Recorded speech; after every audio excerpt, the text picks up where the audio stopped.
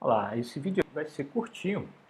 Nós vamos aprender a fazer com que o valor de duas variáveis seja trocado um pela outra, né? E o porquê disso? Porque nós vamos começar a ver alguns algoritmos de ordenação.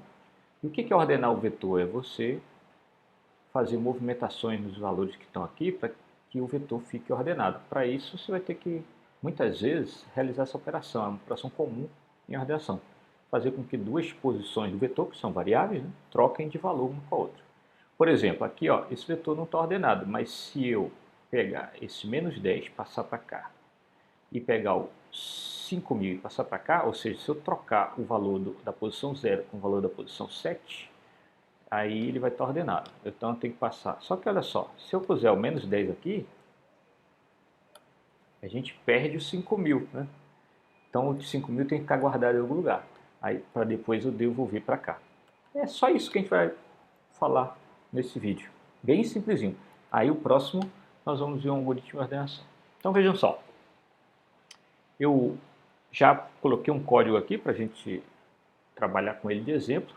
E tem um tipo aluno definido, né? Eu dei um include no string h, porque eu vou usar funções de string nesse exemplo. E eu criei variáveis aqui, ó, x e y, assim como eu criei variável aluno 1, aluno 2. Então, x e y são inteiros, tem valor 10 e 20, e aluno 1 e aluno 2, eu coloquei valores aqui. Ó. O aluno 1 é o José, de Ciência da Computação, com essa matrícula aqui. E o aluno 2 é a Maria, de Engenharia de Software, com essa outra matrícula. Já escrevi um código aqui que imprime os valores das variáveis, ó, valores de todas as variáveis, x e y, aluno 1 e aluno 2. Antes de fazer a troca, aí nós vamos incluir um código para trocar as variáveis de valor e logo em seguida vamos imprimir de novo o valor.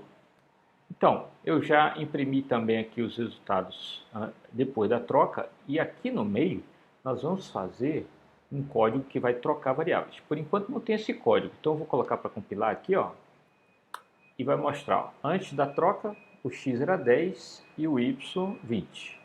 Depois da troca, o x continua com 10 e o y 20, porque eu não fiz nada antes e depois da troca, eu não mudei nada aqui no valor das variáveis ainda, né? Ainda não coloquei aqui. Agora vamos fazer o código que troca. O problema do código que troca é que eu não posso chegar aqui, vamos trocar o x com y por enquanto. Eu não posso chegar e falar assim, ó, x recebe y e depois y recebe x. Acho que vocês vão entender por que que não. Vejam bem, o x era 10. Quando eu faço x recebe y, eu tenho, depois dessa linha executada, eu tenho x igual a 20, porque ele recebeu y, e eu tenho y igual a 20, certo? Quando chegar nessa outra linha, que eu for fazer y recebe x, não vai dar certo. Se a gente olhar aqui no exemplo que eu mostrei, era aquele problema. Se eu chegar aqui, e digamos que eu queira destrocar novamente aqui. Ó. Então, se eu chegar aqui e disser a posição 0 recebe a posição 7, aí a posição 0 vai ficar com 5.000. Aí, se eu depois chegar, a posição 7 recebe a posição 0, ela vai receber 5.000 de volta. E o outro valor se perdeu. Para resolver isso, o que a gente faz? A gente coloca temporariamente numa outra variável um dos valores, por exemplo, menos 10. Temporariamente eu copio para fora aqui. Agora eu venho e digo, ó, posição 0 recebe o valor da posição 7, 5.000. Depois eu pego esse valor temporário para devolver de volta o 10 aqui para o lugar certo.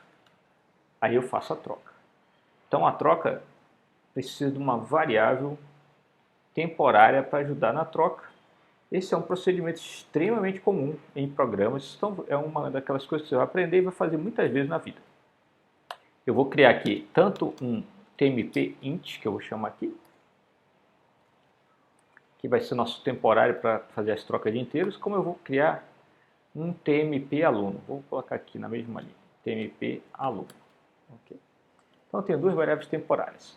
O tmp int é para ajudar na troca dos inteiros. Então vamos fazer um código de troca de x com y. Ao invés de fazer só isso aqui direto, ó, primeiro eu vou fazer tmp int recebe x. Com isso eu guardei o valor do x. Como o valor do x já está guardado, né, o tmp_int recebeu 10, agora eu vou fazer o x receber 20, aí o x e o y vão estar com 20. Só que quando eu chegar nessa linha aqui, eu não vou dizer que y recebe x, eu vou dizer que y recebe o valor original do x, que está no tmp_int.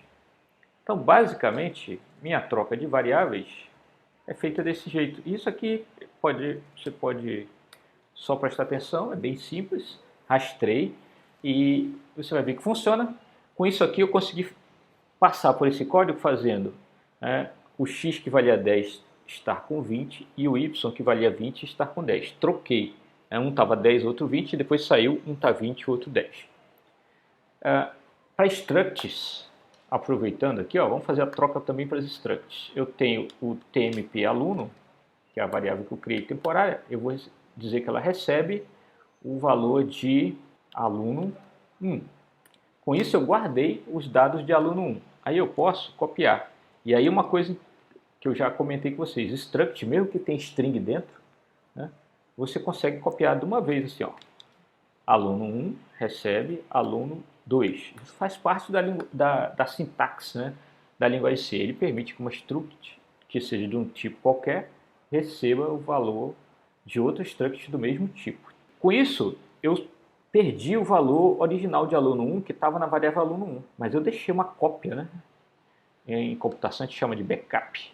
A gente deixou uma cópia aqui do valor de aluno 1 nessa variável. Agora eu posso fazer, aluno 2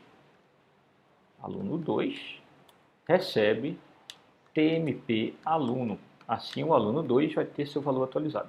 Com isso eu troquei. Eu vou imprimir para a gente ver, eu vou compilar, imprimir, para ver se está tudo certinho. Compilou, apaguei até aqui, vamos ver.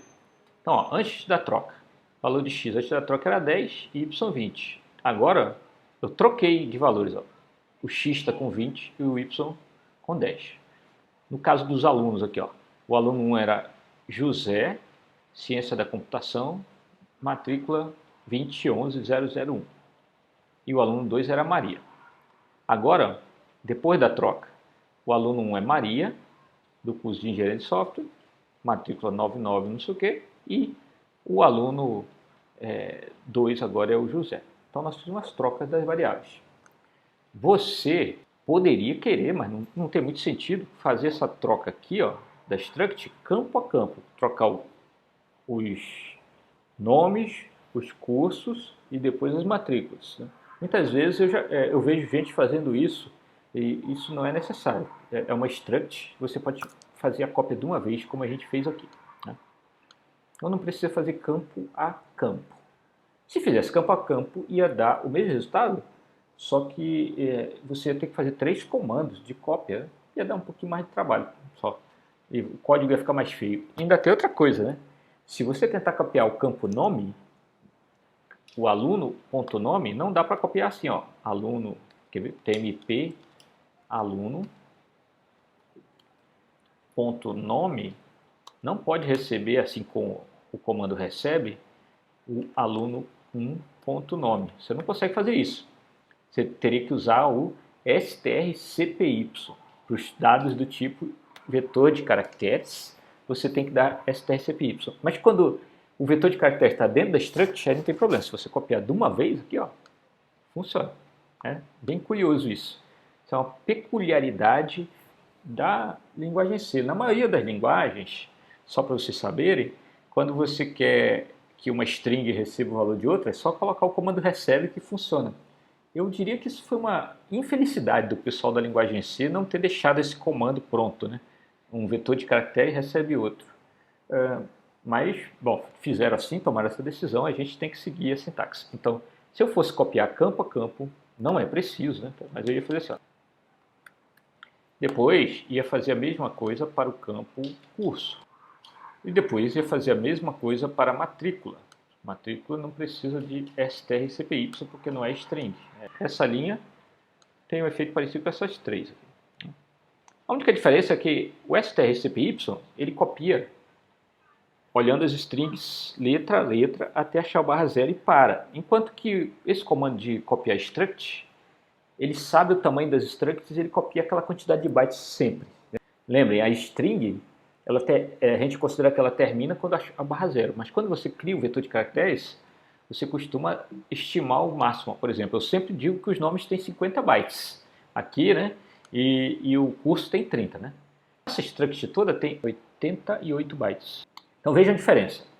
Se eu copio campo a campo, o strcpy, ele copia, aqui nesse exemplo, ele está copiando 4 letras, né?